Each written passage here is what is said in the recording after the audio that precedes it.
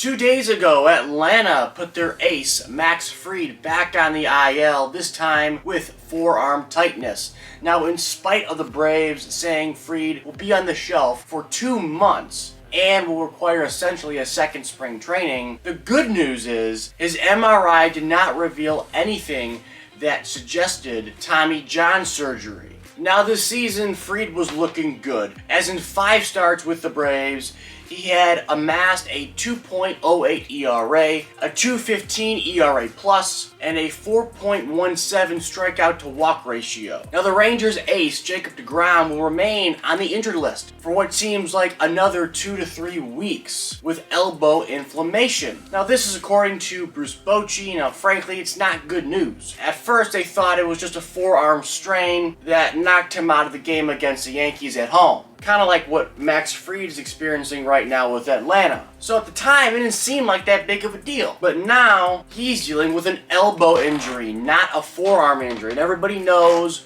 what an elbow injury could mean. Tommy John. Now, Tommy John is a surgery DeGrom has had before, way back in 2010 when he was in rookie ball with the New York Mets. So you're just hoping he doesn't have to go through this surgery again. And if he does, he'd have to go through it at age 34 in year 1 of a 5-year deal with the Rangers. So essentially he's gonna miss 1.5 years if he has it. It's not like he signed a 10-year deal. A 5-year deal on paper looks great, but if you get injured, 5 years quickly becomes 4. That's not great news if you're the Rangers, a team trying to finally get back into the postseason. Now with the Royals quickly becoming one of the worst teams in baseball, they might become one of the first teams to make a mid-season trade ahead of the August 1st deadline with closer Aroldis Chapman, because Chapman has been outstanding for KC. Now the Cuban Missile has put up a 2.34 ERA, a 1.1 whip, a 1.57 FIP in just 12 2/3 of an inning.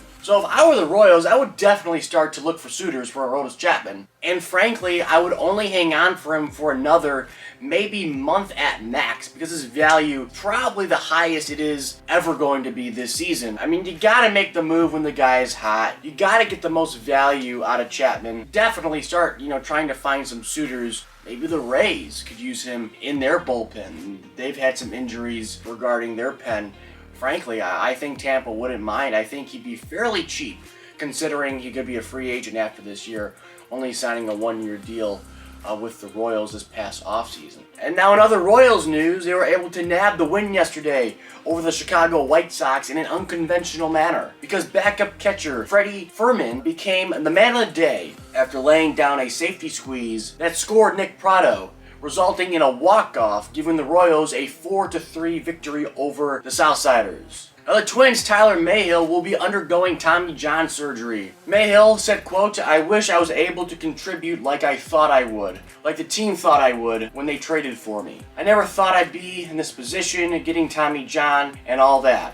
It's part of the game, it happens. It's very disappointing." Now, I just want to make it clear that it's not Mayhill's UCL that is fully torn. Instead, the normally tightened ligament had loosened to the point of disabling his arm and putting more stress on other areas and muscles, like the flexor pronator, for example, according to this article. You gotta address it early. You gotta get the Tommy John. You just have to do it. It sucks if you're a Twins fan, a team who has been keeping their head above water, but again, they're in a non-competitive division. I mean, the Tigers are in second place right now, and I think they're like, 3 or 2.5 games back right now. Now the Rays kept on rolling all the way to win number 30 last night in the Bronx. Now first, they got some fantastic pitching from Drew Rasmussen. Now last night was his 4th time facing the Bombers, and he mowed them down 1 by 1. Rasmussen went 7 innings, only giving up 2 hits, and fanning 7 while walking no one and giving up